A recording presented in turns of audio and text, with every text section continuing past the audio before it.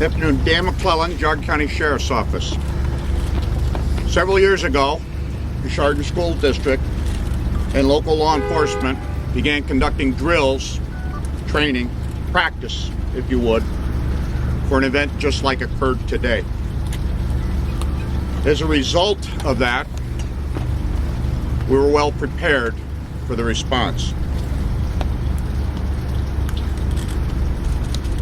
Local law enforcement, the Chardon City Police Department, Sheriff's Office, and members of agencies all around us got the call and responded quickly and rapidly to today's event. As a result of that training, that practice, if you would, units, law enforcement was quickly placed inside the school upon arrival. And we believe that that helped to lessen the tragedy that occurred.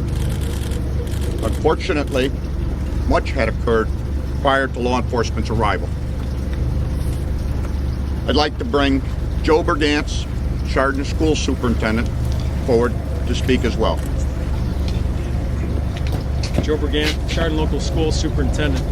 First of all, I'd like to thank our law enforcement for working with us so diligently over the last couple of hours. Nonetheless, our heartfelt sympathy goes out to the 5 victims in the case.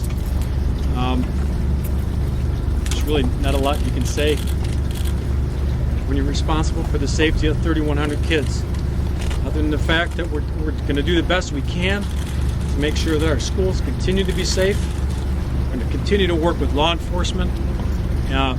We do have grief counselors available as we speak at our middle school from 3 o'clock until 8 o'clock tonight.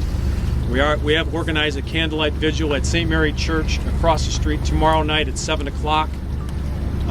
We will have counselors available for obviously for the victims and their families. We have school personnel who were on their way this afternoon to the victims at the hospitals to make sure that we maintain that connection from our school personnel to the victims and their families.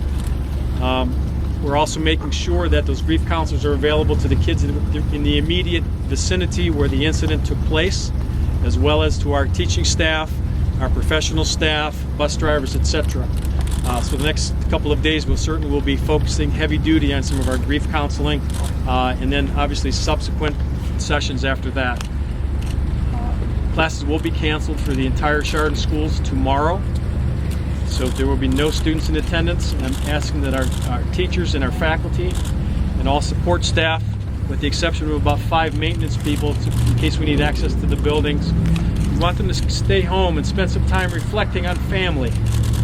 And I hope every parent, if you haven't hugged or kissed your kid in the last couple of days, you take that time. Thank you. And again, it's a sad day for us here at Chardon Schools. I'll introduce our police chief and good friend of mine, Tim McKenna. Thank you. My name is Chief Tim McKenna, the police chief here in Chardon, Ohio.